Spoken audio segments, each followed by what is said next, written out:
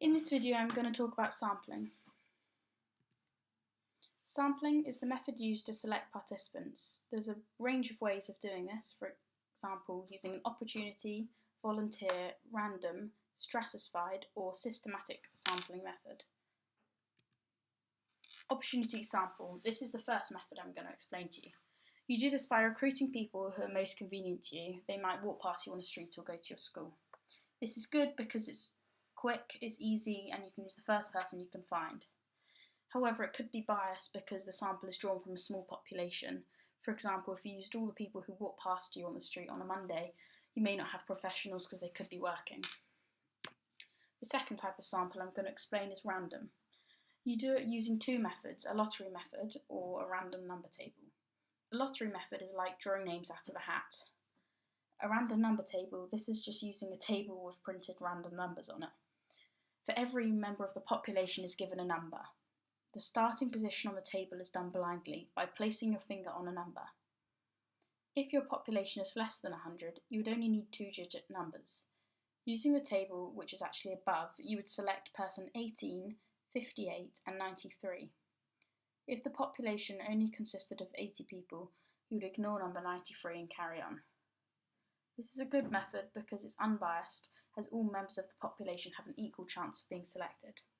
However, a negative is that you must have a list of all the people in the population, and this may be difficult to obtain due to constant deaths and births. Stratified is another sampling method. You do it by selecting subgroups, strata, within a population. These could be gender, separated into genders, or they could be separated into age. Participants are obtained from each of the strata in proportion to the occurrence in the population. The selection from the strata is done using random techniques. For example, you could use picking names out of a hat, otherwise known as the lottery method. This is a good way of sampling because it's representative, as there is proportional and randomly selected representation of subgroups. However, it's time consuming to identify subgroups and do the random selection method. Systematic sampling. You do it by using a predetermined system to select participants. For example, you could use every sixth person from a phone book. The numerical interval should be applied consistently.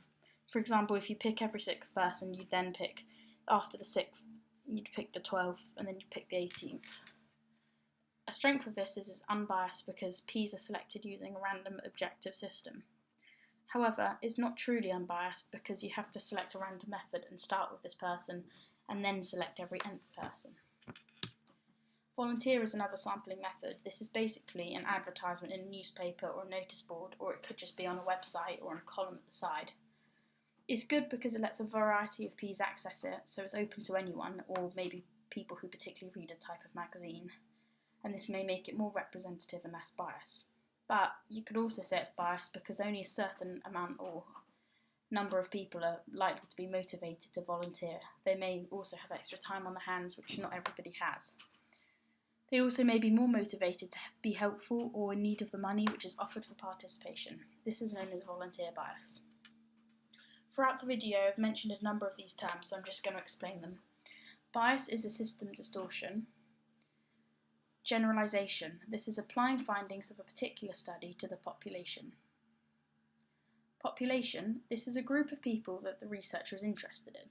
For example, they're the people that the study is based on and where you gain your results. Sampling. This is the method used to select participants, such as a random sample, an opportunity, or any of the other ones I've spoken about in this video. And finally, volunteer bias, a sample of Ps that rely solely on volunteers to make up the sample.